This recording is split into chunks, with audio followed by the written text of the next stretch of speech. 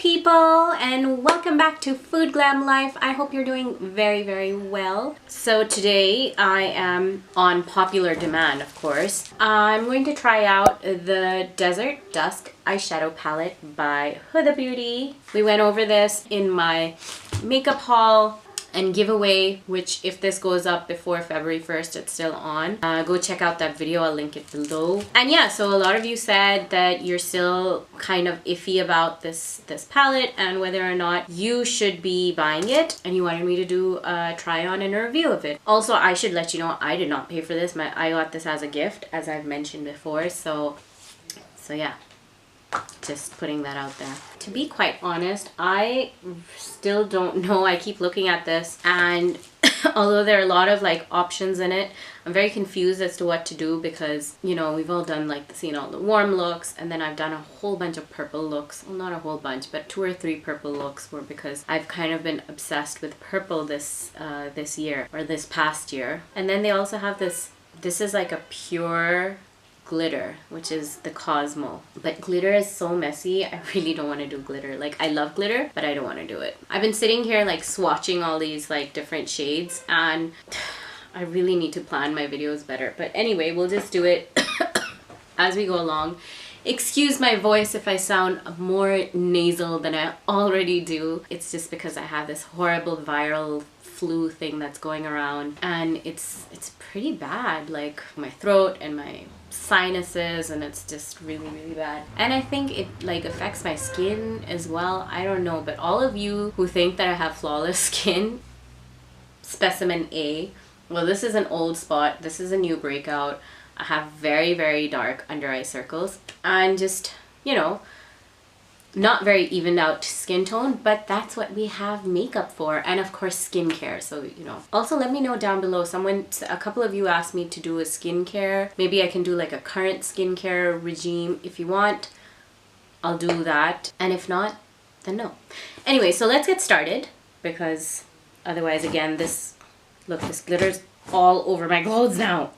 Alright, so before we get started, I thought I would take the opportunity to try these out. These are Moonbeam Mud Eye Stickers by a company called Mie Gold. I don't know what golden osmanthus is, but it's a whole bunch of Chinese. I actually got this as a little gift with a jar of extra virgin olive oil that I ordered. Anyway, so I thought I would use this. I'll let you know how it is. I'm sure it's available for purchase online somewhere. So this is what it looks like. Ugh.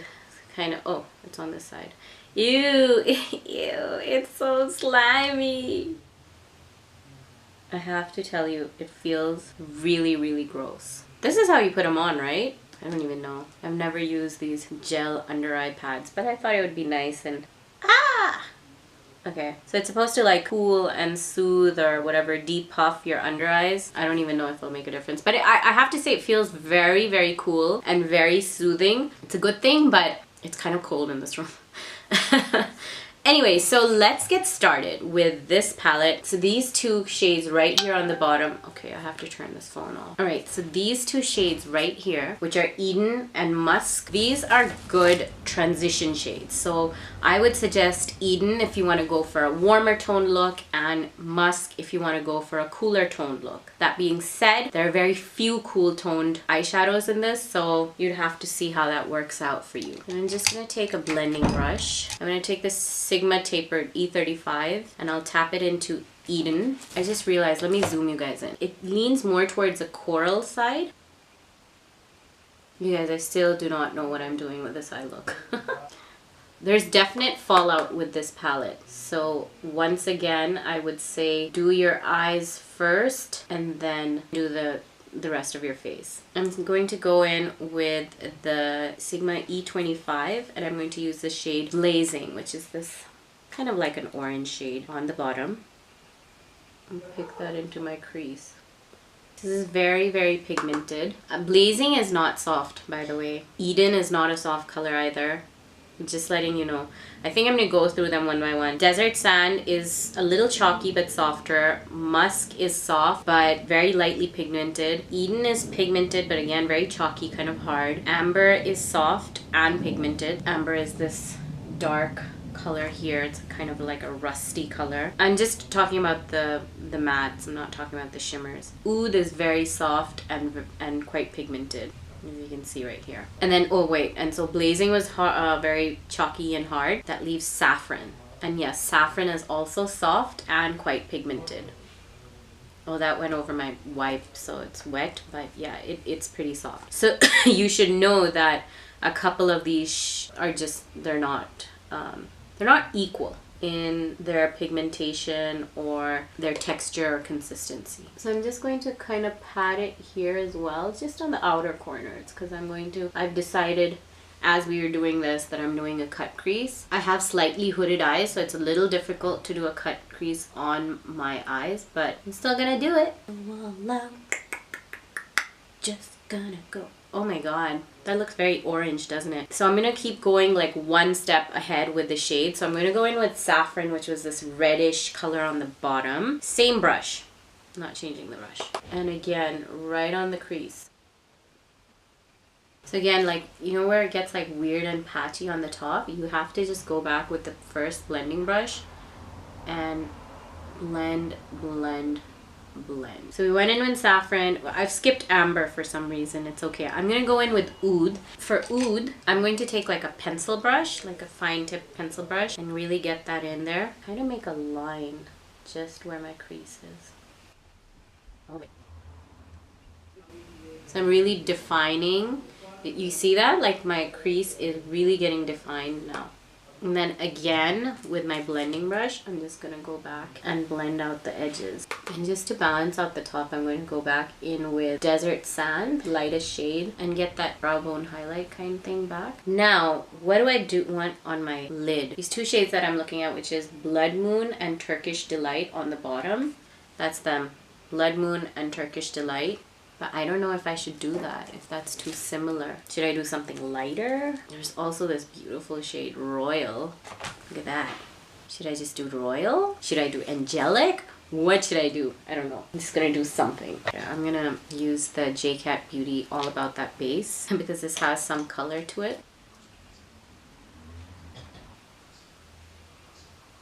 So on Instagram, I saw this video which was really, really interesting, and I was very intrigued by it because the girl basically took like this part of, you know, false eyelashes, she cut it out and then she like pasted it, not pasted it, but she put it on her eyes first to do the cut crease, and then she kind of painted the concealer or something onto it and then just pressed it onto her eyes, and magically she got a cut crease. It was really, really fascinating. And I wanted to try it. I don't know about you guys, but I have like wrinkly eyelids, so achieving that very straight line of whether it's glitter or base for a cut crease is like one of the most difficult things. So I'm applying Royal and I'm going all over my lid. I'm just going back in with Saffron on the corners. And then again, I'm going to go in with Oud on that same pencil brush. Make that line that kind of went away. Alright, so I'm going to do the other eye and I'll be back. So just to recap, when I did the cut crease, I went over it with Royal. And then on the inner side, center on the inner side, just to lighten it a bit, I went with Celestial, which is, I think, one of their duochrome toppers or something like that. I think. That's what it seems like. I know Retrograde and Twilight definitely are. But these two, as pretty as they are, one has a green and one has a purple reflect. And I didn't want that. Anyway, so, and then I went in with this shade right here, called Nefertiti, and I put it on the inner corners. And now I'm going to remove these. They're warm now. So much heat that comes out of your face, huh? Anyway, so I'm going in with Oud once again, and I really am, you know, rolling my brush and coating it. I really want this definition to be very visible. I'm just sort of elongated the eyes by just taking it all the way till the end of my eyebrows. And once again, I'm back with that same first blending brush, the tapered E35 blending brush, and I'm just blending out the edges. And then we're going to go into our face. Completely forgot to apply my primer. I'm using the Ordinary primer. So I've got the green corrector on, and I'm also putting it around my nose because I've been blowing my nose so much that it's really, really red. Okay, so for my foundation, I really am enjoying this combination because the Ordinary, the Serum foundation that I got was a little light for me. I like mixing it with my Covergirl plus Olay Simply Ageless, the 3-in-1. This is in the shade Warm Beige. I feel the best way to apply this is with a beauty blender for sure. The coverage is so spot on with the both of them mixed together. Just give a very nice natural finish. My face doesn't feel too wet, so that's great because I don't need too much powder then. So time for concealer, and for concealer I'm going to just use a combination of my Maybelline Fit Me in the shade 20 and then the light medium in the Master Conceal. These are both very liquidy concealers. They're not very thick at all. So if you pull it up here, it kind of adds to the highlight. So for setting my under eyes, I'm going to be using the NYX finishing powder in the shade Banana. So this is different from the white translucent one, which does give you like a white cast and a flashback with, you know, with flash photography. So I did learn that the hard way, but this one so far so good. And this definitely made the foundation a lot more matte. Let's just finish at the eyes and do the bottom of the eyes. I'm going to take Eden again. This is called the Luxe Pencil 230 in Zoeva. And I'm gonna go under my eyes, and I'm kind of just making it go, like make a thick sort of a line. I don't know. Can't think of words. Okay, so if you have hooded eyes or slightly hooded eyes like me, you'll notice that when you look up, so you'll notice that your eyelid keeps touching the top part, like this lid part, and it starts wearing away on the eyeshadow. I've noticed this a lot, and no matter how much I put on, or you know, even if you have a primer, some wear and tear is going to take place, and it sort of starts wearing away the eyeshadow that's right here. So when you look down or whatever, after a while it kind of changes the look. That's something that at least I suffer with. If you do too, let me know in the comments below. So I'm going to use this little Bobbi Brown brush, and I'm going to go in with this color Blazing. I'm going to go back in with Royal and put that in there as well. Oh, and I forgot to tell you Amethyst. We talked about Amethyst, but Amethyst is one of my least favorite shades in this. It's very, very chalky, and it has like almost no pigmentation. It's really, really patchy. I mean, okay, even, you know how like the other shades have fallout? When I do this, it's not even moving, but I'm just going to apply a little bit here. And then go in with a flat tipped brush and go into Oud again. Put that really close to my waterline. Alright guys, so I'm back with the rest of my face on. I just wanted to mention some of the things that I did use. I used the Wicked Gel Eyeliner by Sigma, and I didn't do like a very intense wing. I just sort of smudged my eyeliner out a bit. So here's a tip. If you're not very good with winged eyeliner, smudge it out. If you can't get a very precise line, smudge it out. It's the best thing to do. No, you know, and it looks like you did it on purpose. And then I used the L'Oreal Lash Paradise mascara, and I applied a pair of lashes. And then on my lips, I thought I would sort of go along with the whole Huda Beauty theme. And I used the Trophy Wife lip contour, and what else did I use? And I used the Muse liquid lipstick. And I'm having a cinnamon and ginger tea with a little bit of turmeric in it for my throat. Obviously, if you didn't know, turmeric has a lot of anti-inflammatory properties. It really helps fighting infections, as does ginger. You must know that. Anyway, so that's what I'm having. And so what do I think of this palette? I think this is a really good palette. I have mixed feelings about it. I think it's expensive. Okay, $65 is for a lot of people, and in certain cases, you know, with premiums added on, it gets to be even more. It's a very nice palette. Is it the be all and the end all, and you know, if you don't have it, will you never get a nice look? No. No, no, no. And you're actually saving money to spend on it? Pass. I really do like this. Ooh. Oh, look what I did. Heh.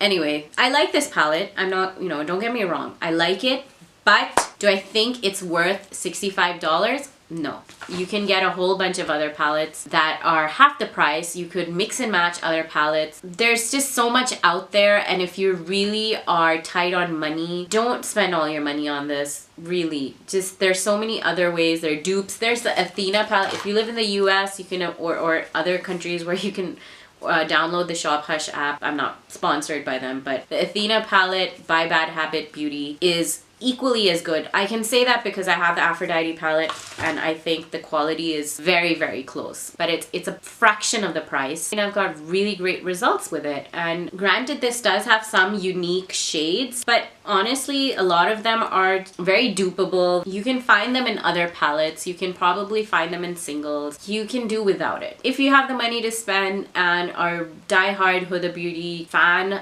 then by all means go for it. So that's all I can say. I don't know what else to say other than it's a good palette, but is it worth the $65? Like, you should scrimp and save for it? No, it's not. Really, save your money, spend it elsewhere. Get the Smoky Obsessions, I swear. It's get 2 Smoky Obsessions. There you go. Yeah, 2 Smoky Obsessions is going to be cheaper than getting this entire palette. So yeah, that's when I'm putting it out there. I hope you enjoyed this video. I hope you like this look, and I hope this helped you out. If it did, please let me know. If you already own this palette, let me know what you think as well. If you like this video, please give it a thumbs up, share it with your friends, subscribe if you haven't already, and I will see you next time. Thank you so much. Mwah.